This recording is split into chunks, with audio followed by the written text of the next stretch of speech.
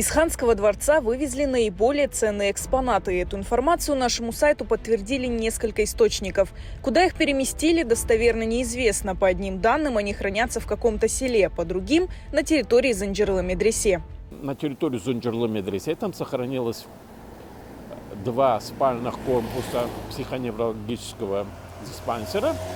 И вот в это неподготовленное помещение, фактически в палаты для душевно больных людей, они сейчас вывозят фонды. Во всяком случае, какую-то часть этих фондов. Для хранения фондов, музейных экспонатов должны быть соответствующие хранилища. Там должна быть соответствующая вентиляция и тепловой режим. Сотрудники опасаются, что фонды могут пострадать или вообще будут утеряны. За всю историю музея такое уже случалось. Например, ценнейшие экспонаты были вывезены и пропали во время Второй мировой войны. Затем разграбление продолжилось в советское время. Из Бахчисарайского дворца пропали раритетные книги и рукописи.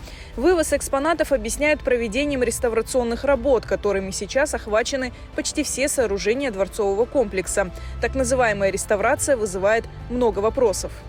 В 2017 году начали сносить крышу Большой Ханской мечети.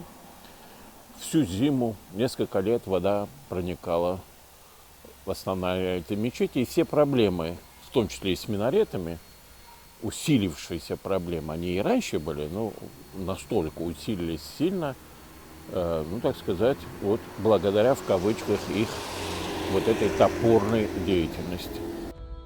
В начале года рабочие повредили свитский корпус Хан-сарая. На нем появились глубокие трещины. Оценить его состояние сейчас сложно.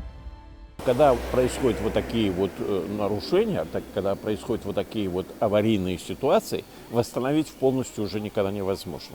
Можно только стабилизировать на определенный период. Если бы они не приступали к этим работам, здание бы выглядело лучше. На наш официальный запрос о состоянии свитского корпуса руководство Бахчисарайского музея-заповедника не ответило, перенаправив в дирекцию по обслуживанию и развитию учреждений культуры, организацию, выполняющую реставрационные работы. Сегодня экскурсии в Хан-сарае проводят только в диванном зале и малой мечети. Все остальные объекты дворца недоступны. По словам сотрудников, реставрацию обещают завершить к концу следующего года.